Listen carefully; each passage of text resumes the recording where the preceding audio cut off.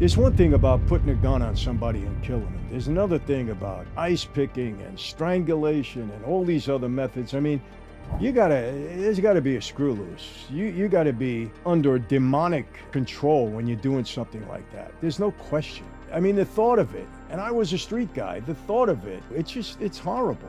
There's gotta be something wrong with you when you're killing people in that regard. Like I said, it's one thing to put a gun in somebody's head, fire and get the hell out of there. But it's another thing to do the kind of things that I'm describing here. There's something wrong with you. I don't care who you are. This is sickening stuff. It even gets me sick, and it should get everybody else sick.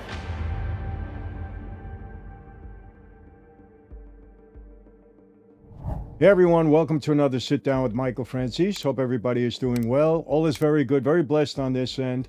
As always, my friends, I give all the praise, honor, glory, and thanksgiving to our God for that. You know, I've been asked so many times, I can't even think about how many times. It's happened so often. People ask me, Michael, who is the most dangerous guy that you know? Who are you the most fearful of in your life? So today, I'm going to tell you who I believe are the 5 most, maybe dangerous, let's use the word dangerous guys in that life that I'm aware of. Some of them I knew.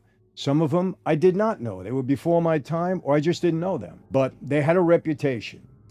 And this reputation was something I learned not only, from media, but from people that knew them, were involved with them, were around at that time, and had experience with them.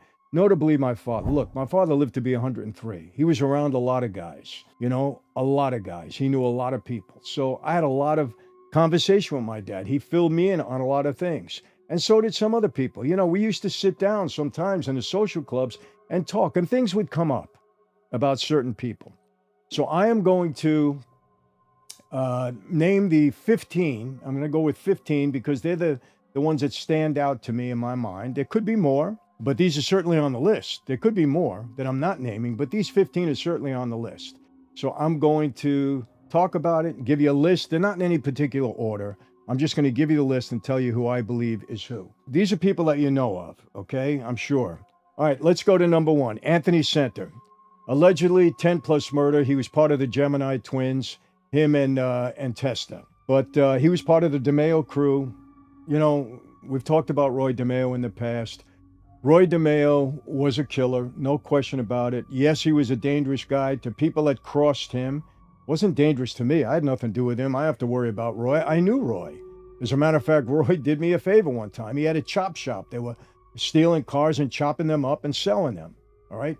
His crew got a hold of 2 of my Jaguars when I had a place in Queens. I had them parked outside. I went out. They were both gone. I got in touch with Roy. By that evening, I got him back. So that was the best part of my dealings with Roy DeMeo. Got me my cars back.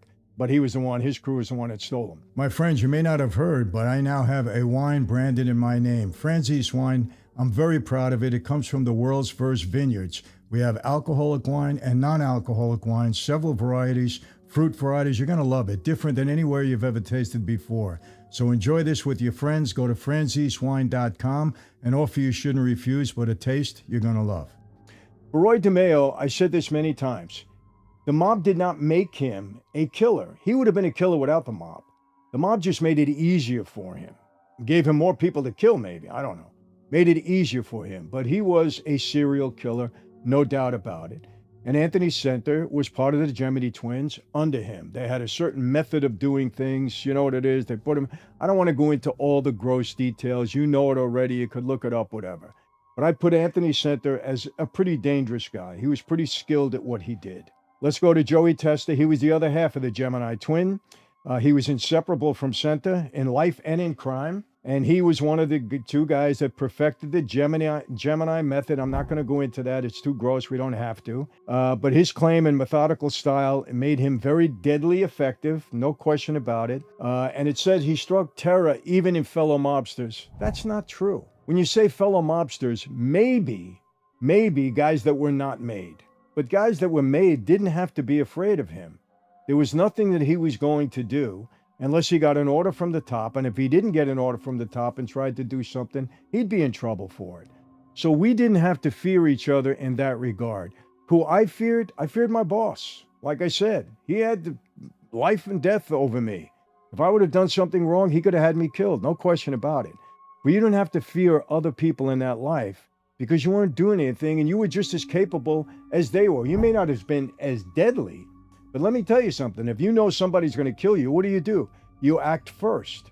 John Gotti, Paul Castellano, you act first. So, and you're capable, so you don't worry about that.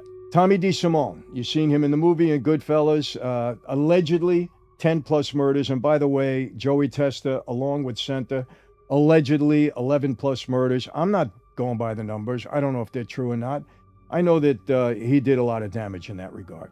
Tommy DeSimone, you saw him. I got to tell you, Joe Pesci, just brilliant. He did a brilliant job in that movie. No question about it. I did meet Tommy on a few occasions. Didn't know him well, but did meet him. Obviously a different crew. He was a Gambino guy. And inspiration for Joe Pesci's character in Goodfellas. His tally was far higher, people say, than the 10 plus guys that he allegedly killed. Let me tell you something. When law enforcement gives you these numbers, when informants give you these numbers, don't rely on them. They always try to exaggerate or, don't embellish. Don't rely on the numbers. The bottom line is he was a dangerous guy to others. It wasn't a guy that you messed with. And that's the bottom line. And what happened to him? He got killed. He disappeared. All right, now let's go to some people that I didn't know but have a reputation. I'll read a little bit about this. Joseph Joe the Animal Barbosa, allegedly 20 plus murders. He was a pretty violent guy. I did hear about him from my dad. He was an enforcer for the Patriarca family in New England. Barbosa earned his nickname through sheer savagery. I do believe that. He built a reputation of one of Boston's most feared killers. That's true. Barbosa's intimidation tactics extended beyond killing. He terrorized anyone who crossed him. He was a bad guy, no question about it. Even my dad talked to me about him. In 1976, after turning government witness, he was gunned down in San Francisco in a mob hit. And by the way, these are my own notes. I make my notes so I don't forget anything. So I put him up there. He's a guy that you had to be afraid of. You had to fear. Sammy the Bull Gravano. All right. Sammy admitted to 19 murders. Doesn't mean that he participated in all of the 19 murders. When I say that, he didn't pull the trigger. Sammy himself said that. But he participated in some way, shape, or form in 19 murders. Gravano rose to underboss of the Gambino family. That's true. Proving himself in blood, personally killing 19 men. I don't think he was promoted. John Gotti didn't promote him to underboss because he killed all of these guys. That's not true. John promoted him to underboss because he promoted him to underboss. Felt that was a position he should hold. Wasn't because of the 19 murders. His mix of intelligence and violence made him invaluable to John Gotti. He was his underboss. You know the story with Sammy. You've heard much about him. I'm sure if you're following me, you probably follow him. No need to get into that. You know his side of the story. He orchestrated and supervised murders at the highest level of the Gambino regime. Again, I don't know if that's true either. I really don't. The highest level. I don't even want to comment on any of that. Sammy's a friend of mine now. I'm telling you straight out. Okay? I happen to like Sammy right now. I like his family. He's a friend of mine. So I'm not saying anything to judge him or throw any onus on him. Sammy has spoken about what he did. I believe he's sorry for what he did. He's tried to turn his life around. Who am I to judge him? We were both in that life. Let's leave it at that. You know what happened with him and Gotti. He's on the list because if I didn't put him on the list, everybody was saying, why don't you talk about Sammy? He said he committed 19 murders. He admitted to committing 19 murders. Why didn't you talk about him? So I put him on a list for no other reason than that. Sammy, was he a capable guy? He will tell you he was capable. Yes, he was capable. No question. Frank Abendando, allegedly over 50 murders, maybe 60 plus. Known as the Dasher, Abendando was one of Murder Inc.'s, yes, most feared killers. He earned his nickname for the speed and efficiency of his murders. Murder Inc.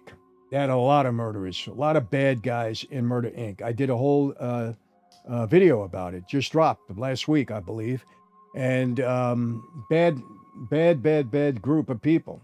They were the hired organization for Lucky Luciano and the syndicate, and they did at least over 400 or 500 contract killings. People say as many as 1,000, and I think that number could be true. I heard it from other people. It was a high number. So he was one of them. Law enforcement later linked him to more than 60 killings, making him one of the syndicate's most active executioners. He was convicted and executed in the electric chair in 1942, and that ended his career. You know, when A.B. Kid Twist Rellis became an informant for Dewey, who became the governor, he was a prosecutor at the time. Rellis implicated a lot of guys. A lot of guys became informants. It happens all the time. You know, when they get pressure, they become informants, and they start implicating everybody. A lot of guys were, a lot of the executioners in Murder, Inc., and there were a few of them. We'll get into a couple more. A lot of them, you know, were sentenced to either life in prison or death, electric chair. Let's keep going. Abe Kid Twist Rellis, 11 plus murders, but he was tied to 85 through his own testimony. He said he killed as much as 85, 90, 100 murders. A Murder, Inc. hitman, Rellis specialized in strangulation and ice pick killings. Bad stuff. He confessed to numerous murders and implicated dozens of others. Rellis was a key government witness, helping bring down Murder, Inc. by detailing 85-plus mob killings. In 1941, he mysteriously fell from a hotel window while he was under police guard. Did he fall? Did the mob get to the cops in the room? Something happened. Somebody was able to come in there. I don't think he fell out a window, my opinion. But he's the guy that really busted up Murder, Inc. And it was Dewey, the prosecutor, that really came down on them. And you know the story. I'm not going to be redundant, but go back and look at my video. It's only a couple of days ago. All right, number 8, Harry Happy Mayone, 20-plus murders. Mayone, another Murder, Inc. guy. He was a killer. He was known for his brutality and loyalty to the syndicate. He participated in numerous contract hits across New York. He favored gruesome methods, often stabbing or beating victims before finishing them off. Like many of his peers, Mayone was eventually convicted and executed in the electric chair in 1942. Brutal stuff. All Murder, Inc. They were a bad organization. Harry Pittsburgh Phil Strauss, 100-plus murders. Again, he was Murder Incorporated's most prolific executioner. He was credited with more than 100 murders. His adaptability made him deadly with ice picks, guns, strangulation, or even fire. Let me tell you, there's one thing about putting a gun on somebody and killing them. There's another thing about ice picking and strangulation and all these other methods. I mean, there's got to be a screw loose. You got to be under demonic control when you're doing something like that. There's no question. Take it from me, people. It's ugly. And to want to labor like that, I mean, the thought of it, and I was a street guy, the thought of it, like many of you, I hope, get the same feeling as I do. It's horrible. There's got to be something wrong with you when you're killing people in that regard. Like I said, it's one thing to put a gun in somebody's head, fire and get the hell out of there. But it's another thing to do the kind of things that I'm describing here. There's something wrong with you. I don't care who you are. He epitomized the syndicate's industrialized approach to killing, treating murder as routine business. Convicted and executed again in 1941, Strauss remains one of the most prolific hitmen in American mob history. So you'll have this. For those of you that are fascinated by this stuff, you got the names. Louis Lepke, Bookwalter, I named him the other day, 80-plus murders. Though technically a boss, Lepke oversaw Murder, Inc. and directly ordered dozens of killings. His role in creating a professional killing squad makes him unique in mob history. He was one of the formers of Murder, Inc. Remember, Luciano wanted this organization. He actually wanted to minimize random violence on the streets. So he, with the help of Myerlansky and Lepke, they put this organization together to do the contract killings all over the country. Not only in New York or Chicago, all over the country. They sent these people out everywhere. And they were Jews and Italians and people of other ethnicity also. So it wasn't only Jews and Italians, but mainly Jews and Italians. Yes, they put this whole organization together.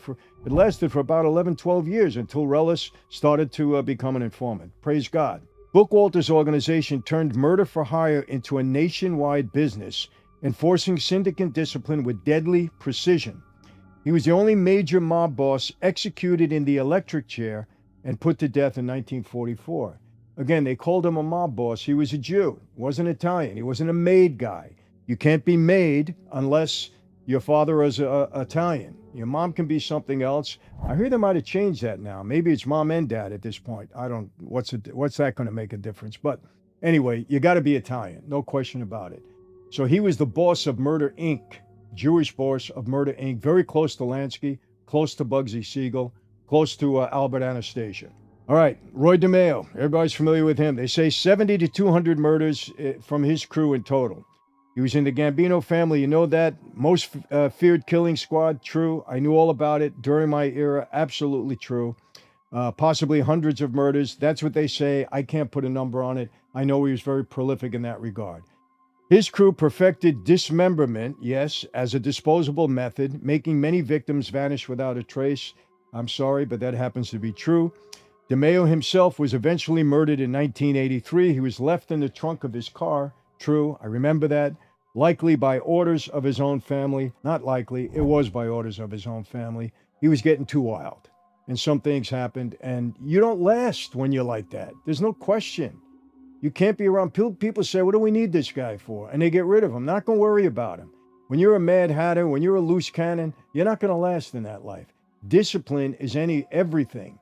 When you start doing things on your own and you're not following orders, people start to get nervous. We don't need this guy around. Boom, get rid of him. All right, this Richard the Iceman Kuklinski, he was convicted of 5 murders, and they say he did over 100. I don't know if that's true. Did he work with Roy DeMeo as much as they say he did? I don't think so. I didn't hear that at the time. I know it came out that way in the movie The Iceman. I don't know if that's actually true. But he worked with mob families in New York, New Jersey, convicted of 5 murders. He claimed he did 5 more. He was infamous for experimenting with cyanide and freezing bodies to obscure time of death, adding a chilling layer to his reputation. Again, this is sickening stuff. It even gets me sick, and it should get everybody else sick. Through many claims remain disputed, Kuklinski's image as a remorseless contract killer has made him a dark legend in mob history. Well, he's dark in any history. Come on. You know, you're the Iceman, contract killer. Devised these methods of killing people. You're just dark, period. Anthony Gaspop Queso. Before I get into the gas pipe, he did not invent the whole gas tax scheme. Claimed he did. Not true. He had a couple of the Jewish guys, or one of them in particular, under him. He didn't do it. And believe me, I'm sorry, but he didn't do it as well as we did. We ran that operation for a long time, and gas pipe was really just on the outskirts of it. He just had one of the guys. He wasn't involved in it. He didn't get involved in it day to day, none of that stuff. I'm not saying that's a bad thing. I'm just saying he didn't get involved. That's it. He claimed more. Queso was a Lucchese underboss. He was, and one of the most sadistic mafia killers in U.S. history. Could say that. He admitted to at least 36 murders because he became an informant, and he ordered many more. Well known. I knew all about Queso. Yes, a lot of what they're saying here is true. He infamously put NYPD detectives on his payroll. Absolutely true. Using them to track and even execute targets. True. Captured in 1993, you know that's the whole story. You know, the mob cops. We know that. I'm not going to get into it all, but it's true. He was captured in 1993, became a government witness, but he was deemed too violent and manipulative, spending the rest of his life behind bars. They threw him out of the witness protection program. There is some indication there, I don't know if it's true or not, that had something to do with Sammy Guevara. I don't know. Okay, this is what I heard. This is what's been reported. I can't say that for a fact. I didn't speak to Sammy about it. All I know is he became an informant, and then they threw him out of the program. They threw out all his testimony. They claimed he was committing other crimes or he was lying, whatever it was, and that's very, very possible. Charlie Caniglia, I knew him. 20-plus murders, suspected of up to 60. He was a Gambino guy. I knew Charlie. I actually liked him. A Gambino enforcer closely tied to John Gotti, Carniglia was suspected in numerous murders, including law enforcement officers. He was feared for disposing of bodies in acid. Again, pretty gruesome. He served as a personal hitman for the Gotti faction, carrying out high-profile executions with cold provision. Convicted in 2009, Carniglia remains one of the deadliest confirmed killers in the Gambino family's modern history. You know, let's just say, I hate to talk about people that I knew, even if I didn't know them well, but I ran into them. I met them at a wedding. I had occasions to meet them. I don't like to talk about it, but he was a pretty brutal guy. Let's put it that way. Okay, last but not least, Albert Anastasia. 100-plus murders, again, part of Murder Inc. When Bookwalter left, Anastasia took over. He was known as the Lord High Executioner and the Mad Hatter. He ran Murder Incorporated. He did. I talked about this again a few days ago. He personally killed or ordered dozens of hits. His tally is often cited at well over 100. Could be.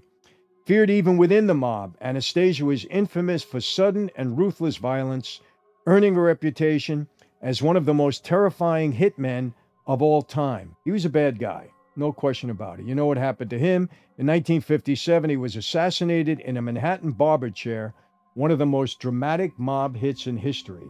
You've seen that photo a million times. He was sitting in his barber chair, and I'm not going to name the people you probably heard about, but somebody I knew very well was one of the alleged killers. They came in on him and they shot him while he was getting a shave, and that was that. So those are the 15 that stand out. Michael, what happened to Greg Scarpa? Greg was known to be a pretty bad guy. There's no question about it.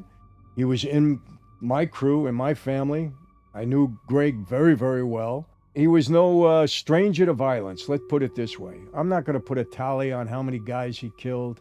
Listen, we didn't sit around every day wondering how many guys were killed or whatever. We heard what we heard when we heard it. I can only say this, Greg was a very capable guy in that regard. And he was kind of a cold guy. I mean, he wasn't the guy that you wanted to be around all the time. I don't know how, to say it any differently than that. Now, I just named the most notable guys. When I hear of something, this is who stands out to me. Were there other guys that were killers? Yeah, but I don't think to the level of the guys that we're talking here now. And if they were, I just didn't know who they were. That's all. If you know them, you want to name them, go right ahead. I don't want to go back to 100 years. We can talk about Al Capone. How many guys did Al Capone kill or order to be killed? How many guys did Masseria order to be killed or anybody else? I don't know. But you've asked for it.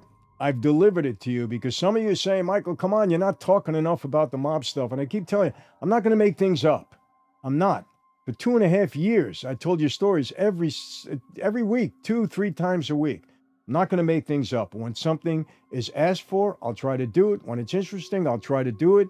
Next up, too, I'm going to talk about Tulsa King, a great show that I think I want to review. Stallone's doing a great job. I'm going to give you my views on it, and I think you're going to enjoy it. If you haven't watched it, watch it. It's on Paramount Plus. Great stuff. But we're going to be into a couple of more things that I have that I think you're going to enjoy. And like I said, as things come up, I will let you know about them. So, but let me hear what you have to say. Again, I don't want this to be taken the wrong way. I'm not trying to justify mob killings. I'm not going to justify any of these guys, especially the ones that were so brutal and so demonic in their methodology. Like I said, it's one thing to shoot somebody in the head and get away, or get rid of the body. It's another thing to brutally stab the guy, strangle the guy, put acid on, all this other stuff. And listen, the FBI says my father killed 30 to 40 people. I don't know that that's true. My dad never sat down with me and said, Mike, this is who I killed. I'm going to be honest with you. One day he said, I killed a lot of guys. He did tell me that. I never asked him. My dad told me one time, and I never forget it. He says, Mike, son, if you and I went out and did something wrong, especially if it was a murder, and did it, he said 2 seconds after it happened, if you asked me about it, I'd say, what are you talking about? There's no reason to ever talk about it again. That's how my father lived his life. That's what he taught me. So I don't know that he killed all those people. I don't know. I know that my father was very capable. That much I'll tell you. He had that reputation as an enforcer, whatever you want to call him. But let me get back to my question. Murder is murder. For all of us Christians out there, there's nothing in the Bible that says you're justified in committing a murder. The only justified murder that I know of was when, and it didn't even happen, was when God ordered Abraham to sacrifice his son Isaac. And Abraham was going to do it, but that was ordered by God. And of course, that was just a test to Abraham. God stopped it. That didn't happen. But other than that, and I could be wrong, some people can say, Michael, you're missing this Old Testament. I mean, look, Moses killed somebody and was disobedient, and God rebuked him and punished him for it. So there is no justification, according to God, in committing a murder. according to scripture, in committing a murder. One of the 10 commandments, thou shalt not kill.